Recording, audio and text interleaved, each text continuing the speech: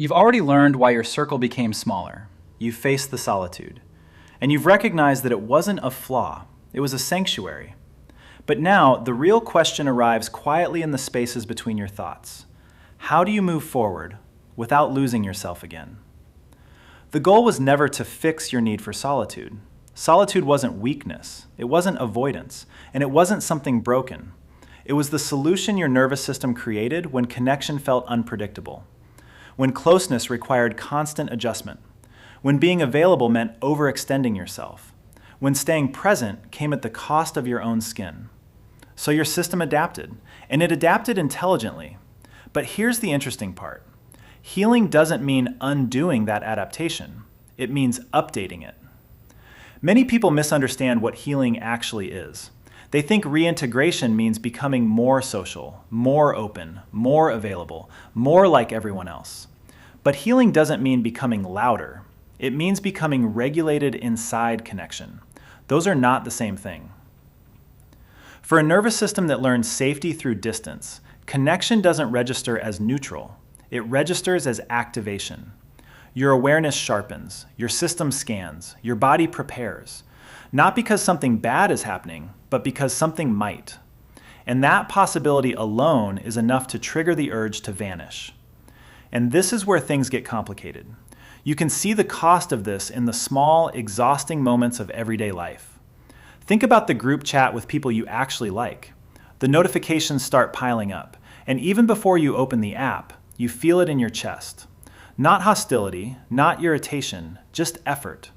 The effort of choosing the right tone, the right timing, the right emotional response. It feels less like connection and more like an unpaid shift you didn't agree to clock into. So you mute the thread, not because you don't care, but because you cannot afford the energy it takes to perform presence. But your brain is actually doing something surprising next. Imagine walking into a social gathering. Before you look for a drink or a familiar face, you look for the exit. You aren't looking for friends, you're looking for an escape route.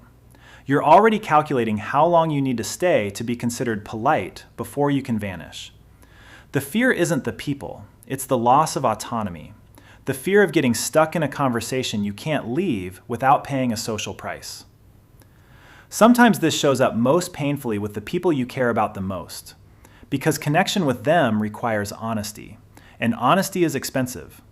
A loving message can feel like a demand you don't have the capacity to meet. So you go quiet, you delay, you disappear for a moment, not to punish them, but to protect what little of yourself still feels intact before it's dissolved by their expectations.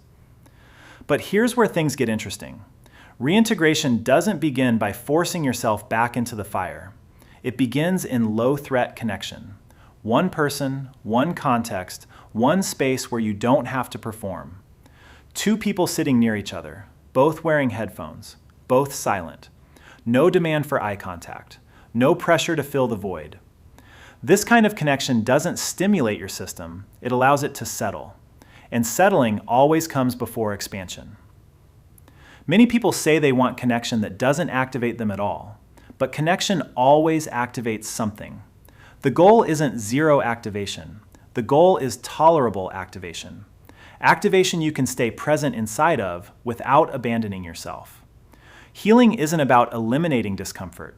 It's about to notice the impulse to withdraw and not obey it automatically. Not because that impulse is wrong, but because you do not atohe yourself. And something strange happens next. Choice returns the moment you realize you can leave without vanishing. You don't need to ghost to feel safe. You don't need to shut down to recover. You're allowed to say, I need space, and I'll be back. That sentence changes everything. It teaches your system that boundaries don't equal abandonment, that distance doesn't automatically mean loss, that connection can stretch and still hold. Over time, something begins to shift. Solitude stops being a bunker. It becomes a place you visit for clarity, not a place you hide from the world. And connection stops feeling like a threat. It becomes negotiable. You no longer stay until resentment builds. You no longer leave before anything can happen. You recognize tension earlier. You listen to your limits sooner. And most importantly, You trust yourself to come back. But here is where the real shift happens. This is the balance most people never talk about. Not isolation, not exposure, flexibility, the ability to move between solitude and connection without fear deciding for you. Integrating this final part isn't about becoming someone else. It's about learning how to let connection exist without it costing you yourself. The version of you that learned to feel safe alone wasn't wrong. They did exactly what they needed to do. But they don't have to carry the walls by themselves anymore. Because healing isn't about choosing people over yourself. It's about learning how to stay present without disappearing. Maybe the real shift isn't how close you get to others. It's how you learn to remain without giving everything away. If this kind of psychological exploration resonates, subscribe. This is Ego Exposed. We don't do fix yourself, we do the truth.